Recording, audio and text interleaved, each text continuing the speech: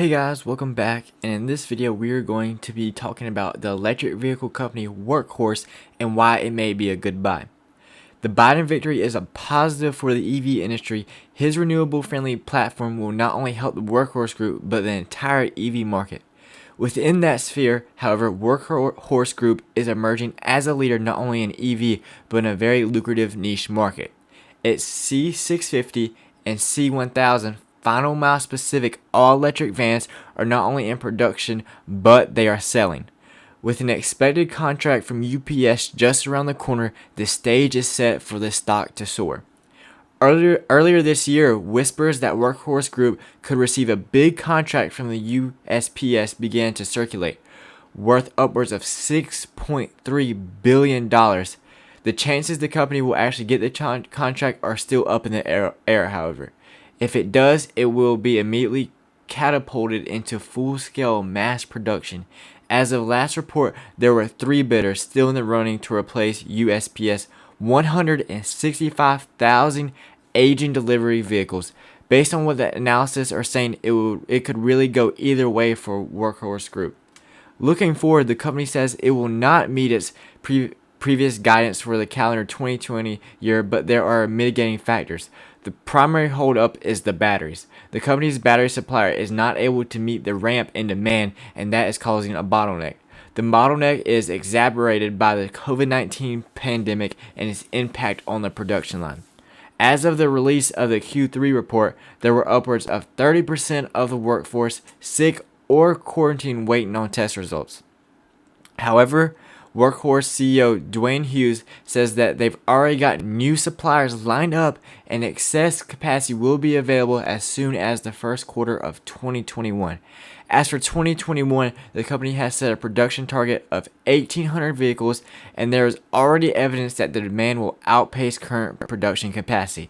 Not only is the UPS contract still up in the air, the company is getting new orders for trucks this week. Now let's take a look at Workhorse stock from the technical standpoint. So as you can see, Workhorse became a company not too long ago, back in February 2017, and it looks like their IPO was at around $4.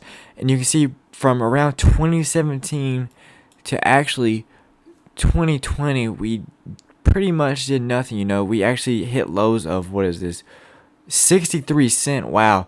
And then we started gaining traction, and we really started ramping up when this the United States Postal Service contract really got announced back in the late summer. So you notice that we just gapped up and we really went for it. So we gapped up, we consolidated, we had another huge gap up. This could have been rumors that they were most likely going to get a contract or something around that was going to happen. And ever since then, however, we have been doing this slight bleed off and we have been selling off. However, you can notice that we do have a general support around this $15 area, and you can see we've kept true to that because we just really consolidated for really a whole month here around this $15 area, and we had a previous resistance of, let's say, around $19. Let me draw that out for y'all. So around $19. So we consolidated around here, we broke through that resistance, we stayed above it for a little while, but ultimately we came back down around here and we tested that support once again. So right now we are back to that general resistance area.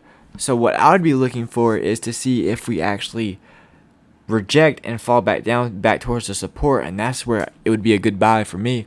Or if we do gap up and go like we did back here, and we stay above the resistance level, and we come back and test that as a new support.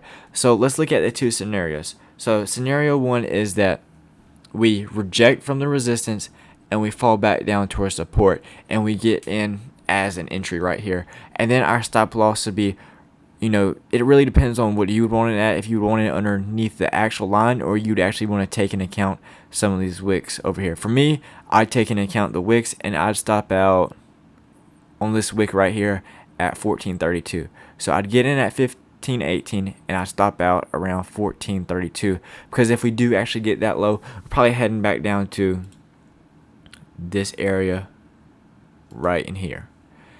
So anyways, that's scenario 1. But scenario 2, however, is that we actually break above the resistance and that we continue this breakout.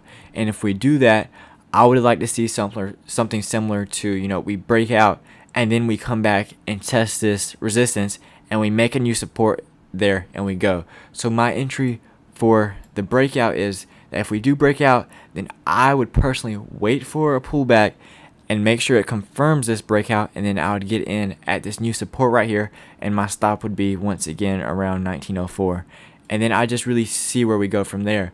But once again, this company is still in its infancy stage. It's only been around for 3 years, and with the new demand for the EV market, especially with these vans, and if they do get this contract with the postal service, that would be even huge, because like I mentioned before, they have 165,000 vans. Now just imagine what would happen to this stock if they do get that contract. We would soar up, and go well above these previous highs. So that's something I would be on the lookout for. So to recap, scenario 1, I get in at this support right here. If we do break out, in the upcoming days, then I'd wait for a test of this old resistance to make a new support, and then that's when I would get in. Either way, I would wait it out, because right now we're at one of those areas where it could really go either way. It could either get rejected and we fall back down, or we break out. So I'd wait going into tomorrow, see what it actually does before I actually get into it. Hey guys, this is the next day, and I just wanted to go over a little update of what actually Workhorse did. As you can see, it did how we planned out, or one of the scenarios how we planned out. So I talked about yesterday in the previous clip that either it was coming down to this support or we were gearing up for a breakout. And look guys, that's exactly what we did. We opened up and we just went for it, and now we're doing a pullback. So as you can see, we opened up here, we closed at around 2052, and now we're just testing this general support, making it an old resistance. So what going into the next couple of days is I would like to see if we actually test it back and then confirm that, and then we keep going. But either way guys, it played out how scenario 2, as I was talking about, how that if we were going to break out, it was going to break through this resistance and we were going to test it again, and that would be a good entry. But either way guys, I just wanted to update you and show you what actually happened the following day.